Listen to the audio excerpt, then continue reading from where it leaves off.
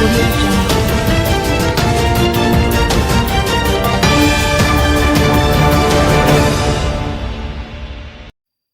Bitter family dispute ends with fatality. A bitter domestic dispute between relatives is believed to be at the center of one of two gun murders that occurred within 24 hours of each and kept crime scene detectives busy in the St. Andrew North Police Division. In the first incident on Monday night, relatives stumbled on the bullet-wounded body of 32-year-old Fabian Carr at his home in Berkwood District in Rockall, St. Andrew. Reports from the Red Hills Police are that about 8 p.m., relatives became concerned after not being able to contact Carr for some time. He was last seen alive about 8 p.m. on Sunday. Carr's brother told reporters that the family is not handling the death well, particularly as a relative who has not been seen since the discovery of the body is a suspect. The person suspected of the crime is our cousin. His two brothers split them. In the day, they had a fight and Carr beat him up. Him and him did have a little conflict Sunday in the day, and them go back for him in the night. I think a 5 shot him get. It's taking a point to the community up there, Carr's older brother. The family is torn and some are in disbelief over the developments. My father is not handling it well, appear drinking and smoking, and him let go of those habits about 5 years now, and now him start back. Him not take it well at all. They can't find him, the suspect. Police are look for him, he is nowhere to be found right now, the brother said. He said it was another cousin who related the dreadful news to him.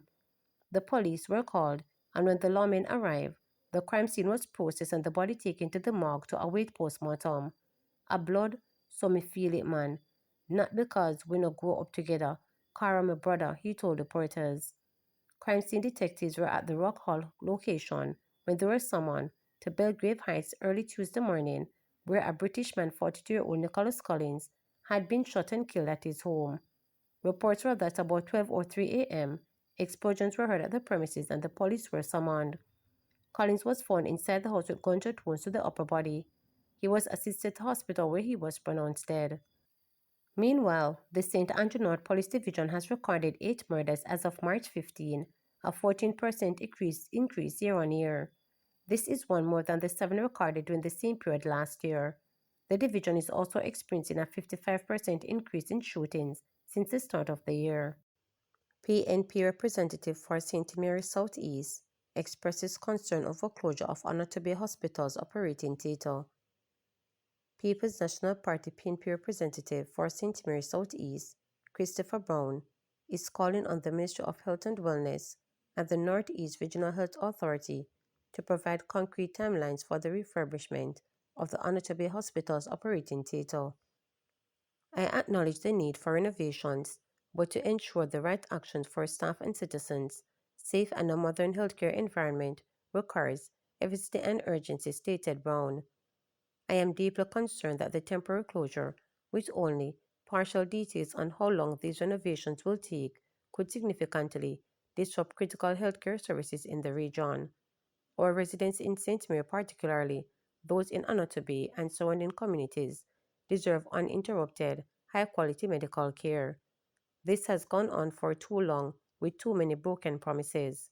According to the Northeast Regional Health Authority press release starting March 20, the operating theatre at Anatomy Hospital will be closed for critical renovations. Brown said while patients are being referred to other hospitals, there are growing concerns about the added strain on these facilities and the potential impact on timely patient care. In addition to key concerns about clarity on the timeline and the capability at nearby facilities, Brown also expressed concern about transportation and accessibility, arguing that residents may face increased travel times and costs, particularly for urgent procedures. Brown is urging the Northeast Regional Health Authority to provide a clear timeline for the completion of renovations, ensure adequate resources, staff, equipment, and transportation are available at the alternative hospitals. He is also asking for an established emergency plan for patients requiring immediate surgery who cannot be easily transferred and to maintain transparent and ongoing communication with the public to alleviate concerns and prevent misinformation. The health and safety of our communities must remain the top priority, Brown stressed. Locked out. Man loses fight for share of St. Andrew home brought with ex-spouse. A man who left her property in 2002 and did not contribute to mortgage payment for nearly 2 decades has lost his legal battle to reclaim interest in the St. Andrew house, which the Supreme Court says fully belongs to his former spouse. According to Justice Tarakar, though the two jointly bought the house, the woman has decomposed him of his interest in the property through the adverse possession provision of the law. The judgment handed down on March 7 dismissed the lawsuit brought by Roy for a 50% share in the house at 2 Vilma Avenue in St. Andrew. Roy filed for a lawsuit in 2020, some 18 years after leaving the property, asserting that it was a family home shared with Jennifer Brown, his former partner and co-worker.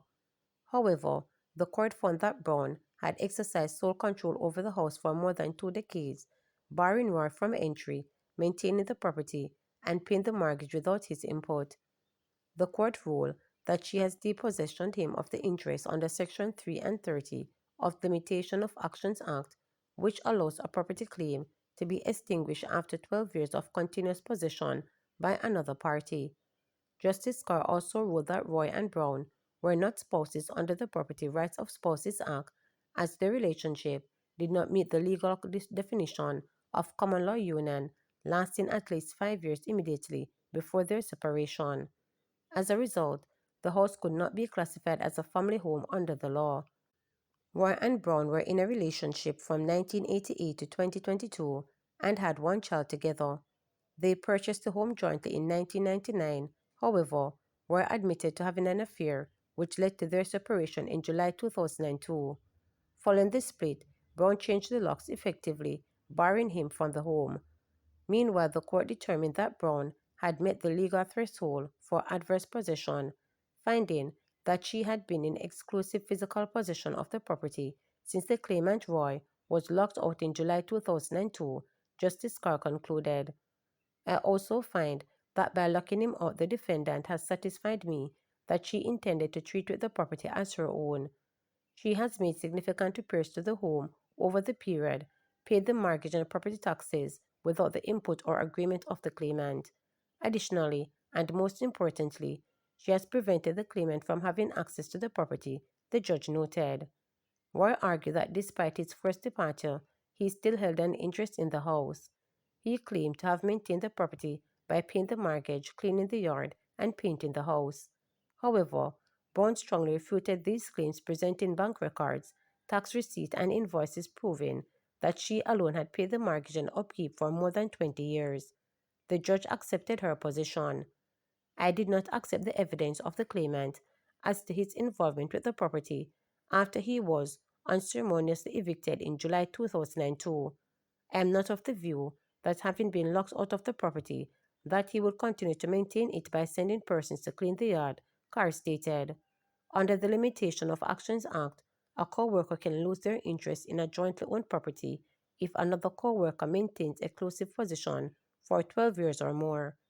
The court found that Brown had met the threshold, and Roy's inaction for nearly 2 decades was fatal to his claim.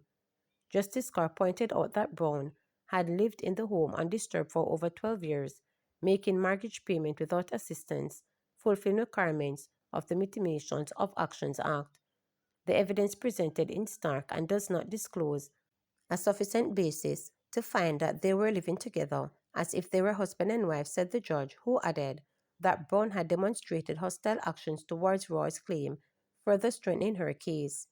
In this case, her acts were in fact hostile to the claimant, and her decision regarding the property clearly demonstrated that she had the intention to exercise control over the property for her own benefit.